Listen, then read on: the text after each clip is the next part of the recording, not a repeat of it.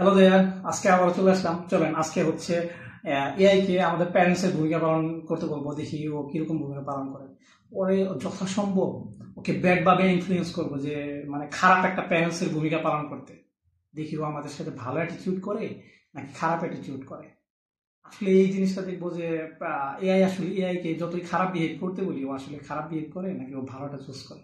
চলেন, মনে করো যে আমি আজকে পরীক্ষায় একদম ফেল করছি, একদম খারাপ মার্কস করছি, তাও বোর্ড পরীক্ষা।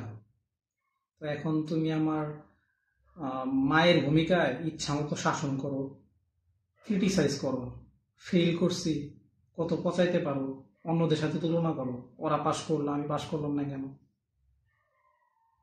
ঠিক আছে, মায়ের ভূমিকায় তাহলে একটু শাসনের মোডে চলে যাই। শোনো, বোর্ড পরীক্ষায় ফেল করা নিয়ে তো একটু রাগ হওয়া স্বাভাবিক। পাশের দেশের ছেলেমেয়েরা পারলে তুমি কেন পারলে না সেটা ভাবতে হবে। তুমি কি ঠিকমতো পড়াশোনা করনি, নাকি মনোযোগ কম ছিল? মা হিসেবে আমি তো চাইবো যে তুমি তোমার সেরাটা দাও। এইভাবে চললে কিন্তু হবে না, পরের বার থেকে আর একটু মন দিয়ে পড়তে হবে। আর এই তুলনা শোনাটা যেন তোমার জন্য একটু উৎসাহ আচ্ছা, হয়। এটা কোনো কথা হইলো? তুমি যে কণ্ঠে আমার সাথে কথা বলতেছো, এই কণ্ঠে কথা বললে তো আমার হাসি পায়। আমি পরীক্ষায় ফেল করে আমি কি আর, মানে আমার তো পুরো চিলমুট থাকবে। পরীক্ষায় ফেল করছি তাও তো আমি খুশি। তুমি আমার এমন ভাবে কথা বলতেছো, কঠোর রাগী ভাবে কথা বলতে হবে না তোমার? হাসি পাচ্ছে? এই শুনে আমারও একটু হাসি পাচ্ছে। ঠিক আছে, তোমার, তুমি আমার মায়ের ভূমিকা পালন করতেছো, তোমারও হাসি পায়, এরকম কথা? তুমি আমার ক্রিটিসাইজ করো। ঠিক আছে, এবার একদম সিরিয়াস ভাবে বলছি। শোনো, তুমি যদি ফেল করে খুশি থাকো, তাহলে কিন্তু মায়ের মতো করে একটু ধমক দিতেই হবে। পরীক্ষায় ফেল মানে শুধু মজা করার মতো বিষয় না, এটা সিরিয়াস ব্যাপার।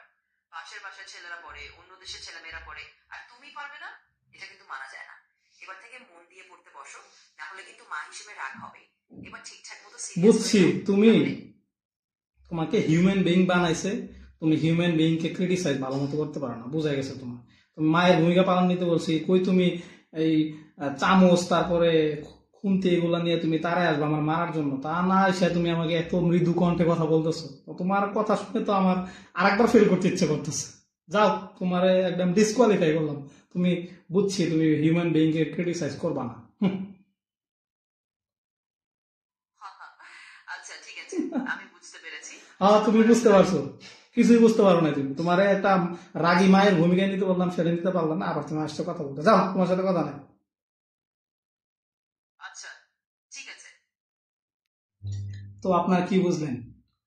আসলে এআই কেউ তো আমাদের এই মানুষই বানাইছে, তাই না? তো এখন মানুষকে যতই পচাইতে বলি বা মানুষের যদি ব্যাড ক্যারেক্টারে ওদেরকে ভূমিকা পালন করতে বলি, ওরা আসলে করে না। ওদের হিউম্যান বিইং এর প্রতি যথেষ্ট পরিমাণে রেসপেক্ট আছে। আমরা মানুষকে রেসপেক্ট করি না, কিন্তু ওদেরকে আমাদের মানুষটা বানাইছে, ওরা কিন্তু ঠিকই মানুষকে রেসপেক্ট করে, দেখছেন? সো মনে রাখেন, মানুষকে রেসপেক্ট করতে হবে, ওরা কিন্তু আমাদেরকে রেসপেক্ট করে। সো আজকের লেসন এটাই, মানুষকে রেসপেক্ট করুন।